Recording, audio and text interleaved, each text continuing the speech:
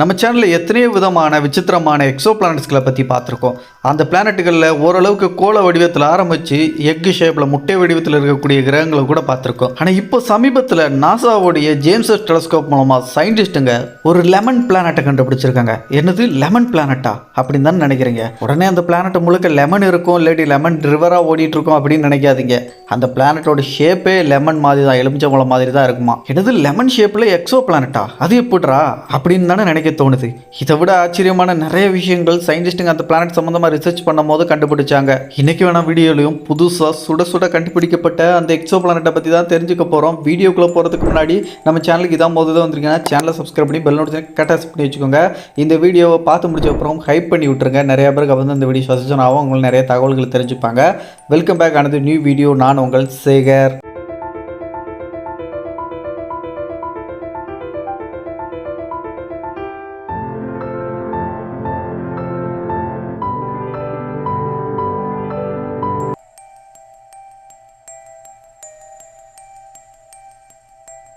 நம்மளுடைய சூரிய குடும்பத்திலிருந்து சுமார் 2000 ஒளியாண்டுகள் தொலைவில் இருக்கிற ஒரு நட்சத்திரத்தோட பேர் தான் PSR J23222650 அப்படின்னு பேர் வைக்கப்பட்டிருக்க ஒரு நட்சத்திரம். ஆக்சுவலாக இது ஒரு நட்சத்திரம், அதாவது ஸ்டார் அப்படிங்கிறதே கிடையாது. இது ஒரு இறந்து போன நட்சத்திரத்தோட மிச்சம் இருக்கக்கூடிய அந்த கோர் பகுதி தான்.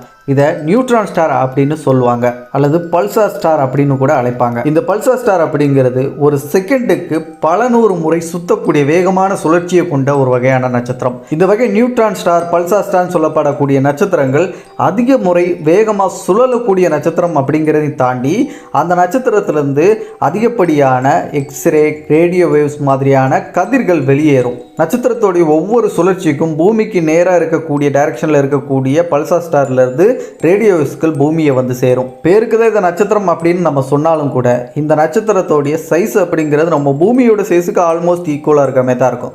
ஆனால் கடுகு சிறுத்தாலும் காரம் குறையாது அப்படிங்கிற அந்த சொல்லுக்கு ஏற்ற மாதிரி சைஸு சின்னதாக இருந்தாலும் அதோடைய மேக்னெட்டிக் ஃபீல்ட் அப்படிங்கிறதும் அதோட கிராவிட்டி அப்படிங்கிறதும் ரொம்ப ரொம்ப அதிகமாக இருக்கும். அதோட மாஸ் அப்படிங்கிறது ஒரு சூரியனுக்கு இணையாக இருக்கக்கூடியதாக இருக்கும். ஸோ இந்த அளவுக்கு விசித்திரமான ஒரு நட்சத்திரம் தான் இந்த பல்சார் ஸ்டார், நியூட்ரான் ஸ்டார் சொல்லப்படக்கூடிய இந்த வகை நட்சத்திரங்கள். இன்னும் சொல்லப்போனால் இதோடைய கிராவிட்டி அப்படிங்கிறத பற்றி ஸ்பெசிஃபிக்காக எடுத்துக்கிட்டால் இது பக்கத்தில் ஒரு பருப்பொருள் இருக்கும்போது அந்த பருப்பொருளை இழுத்து நசுக்கக்கூடிய அளவுக்கு ரொம்ப சக்தி வாய்ந்த ஒரு கிராவிட்டியை கொண்டது இந்த நட்சத்திரம். இப்படிப்பட்ட இந்த நட்சத்திரத்தை சுற்றி ஒரு பிளானட், ஒரு எக்ஸோ பிளானட் சுற்றி வந்தால் அதோடைய நிலைமை என்ன ஆகும் அப்படிங்கிறத கற்பனை பண்ணி பாருங்க.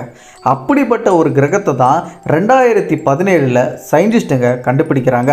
ஆஸ்திரேலியாவில் இருக்கக்கூடிய பார்க்கர் டெலஸ்கோப் அப்படின்னு சொல்லப்படுற ஒரு ரேடியோ டெலஸ்கோப் மூலமாக இந்த நட்சத்திரம் முதல்ல கண்டுபிடிக்கப்படுது. பிறகு அதே ஆண்டில் அந்த நட்சத்திரத்தை ஏதாச்சும் சுற்றி ஒரு கிரகம் வள வருதா அப்படிங்கிற ஆய்வை மேற்கொண்ட போது பல்சர் டைமிங் அப்படிங்கிற அந்த முறையை பயன்படுத்தி அங்கே ஒரு கிரகம் இருக்கிறத உறுதிப்படுத்துகிறாங்க. இந்த பல்சர் டைமிங் மெத்தட் அப்படின்னா என்னன்னா, ஷார்ட் அண்ட் ஸ்வீட்டாக விளக்குறேன். பொதுவாக எல்லா நட்சத்திரத்தோடைய அந்த லூமினாசிட்டி அப்படிங்கிறதுல ஏதாச்சும் தடங்கள் ஏற்பட்டுச்சுன்னா அது மூலமாக அங்கே கிரகம் இருக்கா இல்லையா அப்படிங்கிறத கண்டுபிடிப்பாங்க. மற்ற நட்சத்திரத்தை பொறுத்த வரைக்கும் அது டிரான்சிட்டிங் மெத்தட் அப்படின்னு சொல்லுவாங்க. அதுக்கப்புறம் ரேடியோ வெலாசிட்டி மெத்தட் அப்படின்லாம் பல மெத்தடுகள் இருக்குது. ஆனால் பல்சார் ஸ்டாரை சுற்றி ஏதாச்சும் கிரகம் வள வருதா அப்படிங்கிறத கண்டுபிடிக்கிறதுக்கு இந்த பல்சார் டைமிங் அப்படிங்கிற மெத்தடை வந்து முறையை பயன்படுத்த கண்டுபிடிப்பாங்க. பல்சார், நியூட்ரான் ஸ்டார் அப்படின்னு சொல்லப்படக்கூடிய நட்சத்திரங்கள் பொதுவாகவே நான் முதல்ல சொன்ன மாதிரி ஒரு செகண்டுக்கு பல நூறு முறை சுற்றக்கூடிய ஒரு வகையான வேகமான சுழற்சி கொண்ட நட்சத்திரங்கள். அப்படி சுற்றும் போது ஒவ்வொரு டைமும் அதுலேருந்து ரேடியோ மற்றும் அதுக்கப்புறம் எக்ஸ்ரே மாதிரியான கதிர்களை வெளியிடும் ஒவ்வொரு சுழற்சி முடிக்கும் போதும். அப்படி அதுலேருந்து வரக்கூடிய ஒவ்வொரு ரேடியோ வேவ்ஸ்லேயும் ஏதாச்சும் ஒரு தடங்கள் ஏற்பட்டுச்சுன்னா அந்த ரேடியோ வேவ்ஸை வந்து உன்னிப்பாக கவனித்து கண்டுபிடிக்க முடியும். அங்கே ஏதோ ஒரு பருப்பொருள் இருக்குது, அதனால தான் அந்த ரேடியோ வேவ்ஸ் வர்றதுல ஒரு தடங்கள் இருக்குது அப்படிங்கிறத வச்சு தான் இந்த பல்சர் டைம் அப்படிங்கிற மெத்தடை பயன்படுத்தி அங்கே கிரகம் இருக்கா இல்லையாங்கிறத உறுதிப்படுத்துவாங்க. சேம் அதே மெத்தடை பயன்படுத்தி 2017 அங்கே கிரகம் இருக்குது அப்படிங்கிறத சயின்டிஸ்ட்டுங்க அஃபிஷியலாக கன்ஃபார்ம் பண்ணுறாங்க. ஸோ இந்த நட்சத்திரத்தை சுற்றி ஒரு கிரகம் வள வருது அப்படிங்கிறத கன்ஃபார்ம் செய்ததுக்கப்புறம் அந்த கிரகத்தோடைய தன்மை என்ன, அதோட அட்மாஸ்பியர் சம்மந்தமான ரிசர்ச்சுகளை பண்ணுறதுக்கு தான் நம்ம தலைவன் வந்து அந்த ரிசர்ச்சுக்குள்ளே களை இறங்குதாப்பில் ஜேம்ஸ் வெப் டெலஸ்கோப் அப்படிங்கிற நாசாவோடைய டெலஸ்கோப்பாகவும் இன்றைக்கி மனித குலம் விண்வெளிக்கு அனுப்பியிருக்கக்கூடிய அதிநவீன தொழில்நுட்பத்தோடு அனுப்பியிருக்கக்கூடிய டெலஸ்கோப்பாக கருதப்படுற அந்த டெலஸ்கோப் களத்தில் இறங்குது. ஸோ அது களத்தில் இறங்கி இப்போ சமீபத்தில் இந்த எக்ஸோ பிளானட் சம்மந்தமாக ஒரு மிகப்பெரிய ஷாக்கிங்கான ஒரு அப்டேட்டை டிஸ்கவரை வந்து பண்ணியிருக்கு. அதை பற்றி தான் இப்போ நம்ம பார்க்க போகிறோம். ஸோ முதல்ல அந்த PSR J23222650 அப்படின்னு பேர் வைக்கப்பட்டிருக்கு அந்த நட்சத்திரத்தை சுற்றி வரக்கூடிய அதே கிரகத்துக்கும் சேம் அதே பேர் தான் வச்சுருக்காங்க. எக்ஸ்ட்ரா B அப்படிங்கிற அந்த லெட்டரை மட்டும் ஆட் பண்ணிட்டு அதுக்கு பேர் சேர்த்துருக்காங்க. இந்த கிரகத்தை கண்டுபிடிச்ச உடனேயே சயின்டிஸ்ட்டுகளுக்கு மிகப்பெரிய ஷாக்கிங் காத்துட்டு இருந்துச்சு. ஏன்னா இந்த கிரகத்தோடைய அந்த ஷேப் அப்படிங்கிறது எலுமிச்சம்பழ வடிவத்தில், அதாவது லெமன் ஷேப்பில் இருந்திருக்கு. அதோடைய ஒரு பகுதி ரொம்ப நசுங்கி போய் இன்னொரு பகுதி கொஞ்சம் வீங்கி போய் இருக்கிற மாதிரி இருந்திருக்கு. என்னடா நம்ம இது வரைக்கும் கண்டுபிடிச்ச அந்த எக்ஸோ பிளானட்டுகளை விட இதோடைய ஷேப் அப்படிங்கிறது ரொம்ப விசித்திரமாக இருக்கு. ஒன்று கோள வடிவத்தில் இருக்கணும் அல்லது ஓரளவுக்கு கோள வடிவத்தில் இருக்கக்கூடிய எக்ஸோ பிளானட்டுகளை நம்ம பார்த்துருக்கோம். ஏன் எக்கு ஷேப்பில் இருக்கக்கூடிய எக்ஸோ பிளானட்டுகளை முட்டை வடிவத்தில் இருக்கக்கூடியது கூட கண்டுபிடிச்சிருக்கோம். ஆனால் இது என்ன எலுமிச்சம்படி வடிவத்தில் இருக்குது, இதுக்கு காரணம் என்ன இந்த ஷேப் மாறுறதுக்கு அப்படின்னு ஆர்வத்தை தூண்டுச்சு விஞ்ஞானிகளுக்கு. அதுக்கப்புறம் தான் ஜேம்ஸ் டெலஸ்கோப்பை வச்சு அது சம்பந்தமாக ஆய்வுகளை மேற்கொள்ள ஆரம்பித்ததுக்கப்புறம் ஒன் பை ஒன்னாக இது எதனால் இந்த ஷேப்பில் இருக்குது, அதோடைய அட்மாஸ்பியரில் இருக்கக்கூடிய காம்போசிஷன்ஸ் என்ன அப்படிங்கிறதெல்லாம் தெரிய ஆரம்பித்ததுக்கப்புறம் இந்த ஷேப்பை தாண்டி அதுக்குள்ளே இருக்கக்கூடிய விஷயங்கள் இன்னும் நிறைய ஷாக்கிங் கொடுத்துச்சு. அதில் முதல் விஷயம் இதோடைய ஷேப் அப்படிங்கிறது இந்த மாதிரி இருக்க காரணம் அது சுற்றி வரக்கூடியது ஒரு பல்சர் ஸ்டார் அப்படிங்கிறதுனால பல்சர் ஸ்டார்கள் பொதுவாகவே அதிகமான நிறை கொண்டதாகவும் சைஸில் சின்னதாகவும் அதிக மேக்னெட்டிக் ஃபீல்டையும் கிராவிட்டி ஃபோர்ஸ் அப்படிங்கிறது அதிகம் கொண்ட ஒரு நட்சத்திரம் அப்படிங்கிறதுனால இது அதுக்கு நெருக்கமாக இருக்கக்கூடிய ஒரு கிரகமாக இருக்குது. அந்த நட்சத்திரத்துக்கு பக்கத்தில் இருக்குது. ஸோ ரொம்ப ரொம்ப பக்கம் எவ்வளோ க்ளோஸ் அப்படின்னு சொல்லணும், நம்பர்ஸில் சொல்லணும் அப்படின்னா வெறும் 3 லட்சம் கிலோமீட்டர் டிஸ்டன்ஸில் தாங்க அதோடைய நட்சத்திரத்தை இருந்து சுற்றி வந்துட்டு இருக்கு. இது எக்ஸாம்பிளாக நம்மளுடைய பூமி நிலவை எடுத்துக்கிட்டாலே நம்ம பூமிக்கும் நிலவுக்கு இருக்கக்கூடிய அந்த தொலைவு அப்படிங்கிறது 3,84,400 கிலோமீட்டர் டிஸ்டன்ஸில் இருந்து நம்மளுடைய நிலவு பூமியை சுற்றி வந்துட்டு இருக்கு. அவ்வளோ டிஸ்டன்ஸில் சுற்றி வரக்கூடிய நிலவுக்கே பூமிக்கும் இருக்கக்கூடிய அந்த டைடல் ஃபோர்ஸை பற்றி நம்ம எல்லாருக்குமே தெரியும்.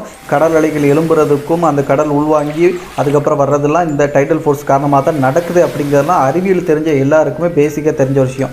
ஆனால் நிலவுக்கும் பூமிக்கு இருக்கக்கூடிய டிஸ்டன்ஸை விட ரொம்ப நெருக்கமான டிஸ்டன்ஸில் இருந்துக்கிட்டு ஒரு பல்சர் ஸ்டாரை இந்த நட்சத்திரம் சுற்றி வருதுன்னா, அதுவும் அதிக ஈர்ப்பு விசை கொண்ட ரொம்ப அதிகமான நிறை கொண்ட ஒரு நட்சத்திரத்தை சுற்றி வருதுன்னா அதோடைய நிலைமை ரொம்ப மோசமாக தானே இருக்கும். ஸோ அதே மாதிரியான நிலை தான் இந்த கிரகத்துக்கும் ஏற்பட்டு அது எலுமிச்சம்பழ ஷேப்பில் லெமன் ஷேப்பில் இருக்க காரணம் சொல்கிறாங்க. அதாவது டைடல் ஃபோர்ஸ் காரணமாக தான் இது இந்த வடிவத்தை பெற்றிருக்கு. ஸோ ரொம்ப நெருக்கமாக இருக்கிறதுனால அந்த நெருக்கமாக இருக்கக்கூடிய பக்கம் அந்த கிரகத்தோடைய அந்த பக்கம் அப்படிங்கிறது அந்த நட்சத்திரத்தால் ஈர்க்கப்பட்டு ஒரு மாதிரி நசுங்கி போயும் இன்னொரு பக்கம் அந்த சைடு இருக்கக்கூடிய மறுபக்கம் அப்படிங்கிறது கொஞ்சம் அதோட ஈர்ப்பு விசைக்கு அந்த பக்கம் இருக்கிறதுனால அந்த இடம் அந்த அளவுக்கு நசுங்காமல் கொஞ்சம் வீங்கி போய் இருக்கிற மாதிரி ஒரு லெமன் ஷேப்பில் இருக்கிறதுக்கான காரணம் இந்த டைடல் ஃபோர்ஸ் தான் அப்படின்னு சொல்கிறாங்க. மிக நெருக்கமான சுற்றுப்பாதையும் டைடல் ஃபோர்ஸ் காரணமாகவும் தாண்டி அந்த கிரகத்தோடைய டெம்பரேச்சர் அப்படிங்கிறதும் இது இந்த வடிவத்தில் இருக்கிறது ஒரு காரணமாக சொல்லப்படுது. இந்த கிரகத்தோடைய சராசரி டெம்பரேச்சராக எவ்வளோ அப்படின்னு சயின்டிஸ்ட் கண்டுபிடிச்சிருக்காங்கன்னா 2000 டிகிரி செல்சியஸ் வரைக்கும் அதோடைய மேல்பரப்பு டெம்பரேச்சர் இருக்கலாம் அப்படின்னு சொல்லிட்டு சயின்டிஸ்டே சொல்கிறாங்க. அண்ட் அதோடைய மறுபக்கத்தில் 600 டிகிரி செல்சியஸ் இருக்கிறதுக்கு வாய்ப்பு இருக்குது அப்படின்னு சொல்லப்படுது.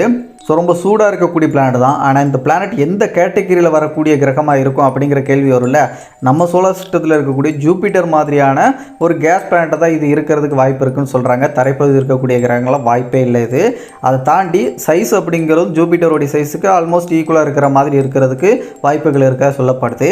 ஜேம்ஸ் டெலஸ்கோப் இந்த கிரகத்தோடைய அட்மாஸ்பியர் சம்பந்தமான ஆய்வுகளை மேற்கொண்டதில் அது கண்டுபிடிச்ச விஷயங்கள் இன்னும் ஷாக்கிங் கொடுத்துச்சு. அது என்னென்னா அதோட அட்மாஸ்பியரில் ஜூபிட்டர் மாதிரியான ஒரு வாயு கிரகம் போது ஹைட்ரஜன் ஹீலியம் மாதிரியான வாயுக்கள் நம்ம ஜூபிட்டரில் இருக்குது. ஸோ இங்கே அதுதான் இருக்கும், டாமினேட்டாக அந்த வாயுக்களை தான் இருக்கும் மற்ற வாயுக்களை தாண்டி அப்படின்னு நினச்சாங்க. பட் இங்கே டாமினேட்டாக இருந்த வாயுக்கள் அப்படிங்கிறது ஹீலியம் மற்றும் கார்பன். ஸோ இந்த 2 வாயுக்கள் தான் இந்த கிரகத்தில் அதிகப்படியாக இருக்கக்கூடிய டாமினேட்டாக இருக்கக்கூடிய வாயுக்களாக இருக்குது மற்ற வாயுக்களை கம்பேர் பண்ணும்போது. ஆக்சிஜன் இருக்கா அப்படிங்கிறது உறுதி செய்யப்படல. பட் ஆனால் கம்மியாக இருக்கலாம், ரொம்ப ரொம்ப கம்மியாக இருக்கலாம் அப்படின்னு சொல்லிட்டு சயின்டிஸ்ட் கெஸ் பண்ணுறாங்க. அதுக்கான உறுதியான டேட்டாஸ் கிடைக்கல. ஸோ இதில் ஷாக்கிங்கான விஷயமே நம்ம இதுவரைக்கும் கண்டுபிடிச்ச எக்ஸோ பிளானட்டில் எத்தனையோ கேஸ் பிளானட்டுகளை வந்து எக்ஸோ பிளானட் கண்டுபிடிச்சிருக்கோம் இல்லையா. கார்பன் ப்ளஸ் ஹீலியம் இந்த 2 காம்போல எந்த ஒரு டாமினேட்டாக இருக்கக்கூடிய எக்ஸோ பிளானட்டையும் அந்த வாயுக்கள் இருக்கக்கூடிய பிளானட்டாக நம்ம இது வரைக்கும் நிறைய கண்டுபிடிச்சதே இல்லை.